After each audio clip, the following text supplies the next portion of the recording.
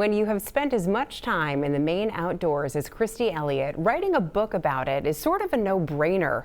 Christi is a registered Maine guide and self-taught hunter, fisher, and trapper who has grown quite a following on social media. Her adventures and stories are featured in her new book called Always Game.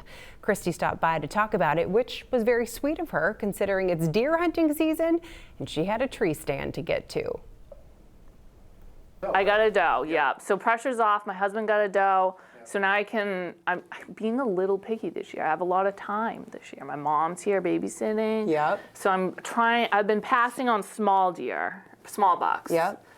Looking for the So big we'll one. see if it pays Big off guy. or not. I love it. But the freezer has meat in it, so that's a good feeling. This is your first book, Yeah.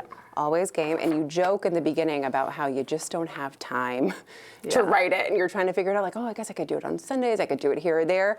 What was it that made you finally go, okay, I'm gonna do this, I can write a book? Well, I did it slowly.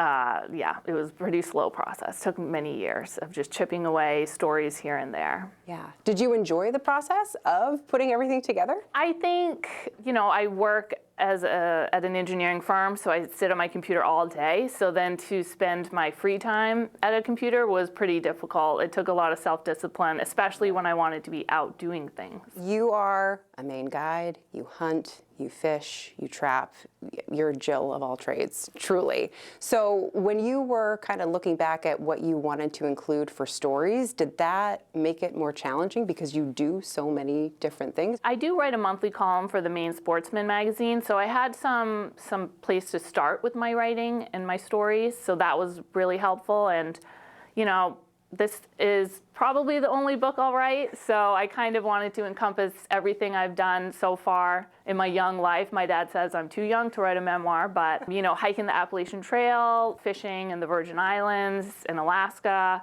kind of everything I've done so far.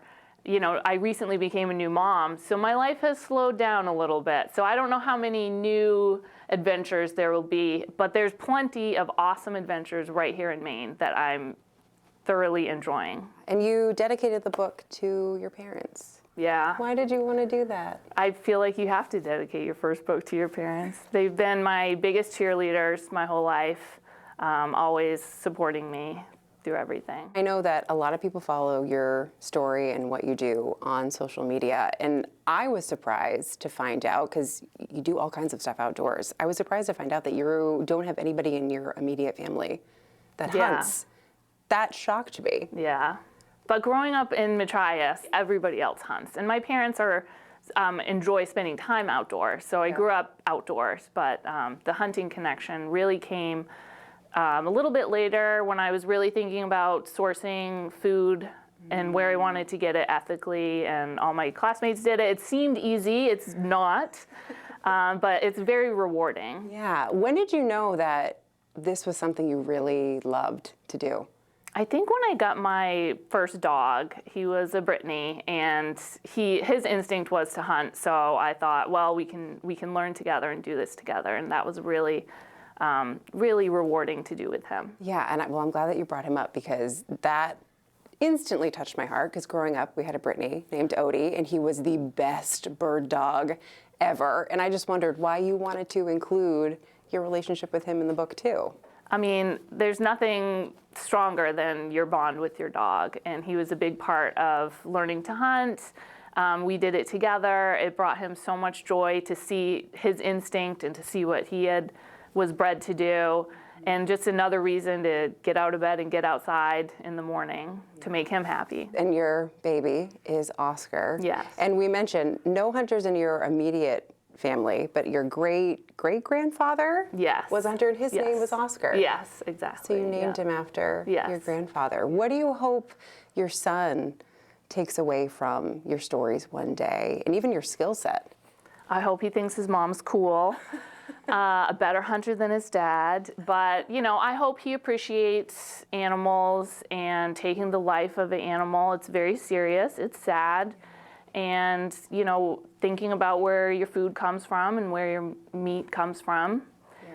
And I think, hunting is 99% wildlife watching. So I do a lot of watching wildlife. A lot of the stuff in the book related to the outdoors, hunting, all those things. But why do you think people who aren't hunters might enjoy this book? If you love the Maine outdoors, which how can you live in Maine if you don't love the outdoors? Then I think you'll find something in this book that speaks to you, whether it's your dog or seeing nature, learning about nature, trying weird foods, interesting foods.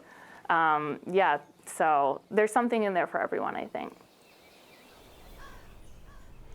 You can find Christy's book, Always Game, online or in Maine bookstores like Sherman's Maine Coast bookstores. And by the way, after our interview with Christy, she went out to her tree stand, and that night she finally got her buck.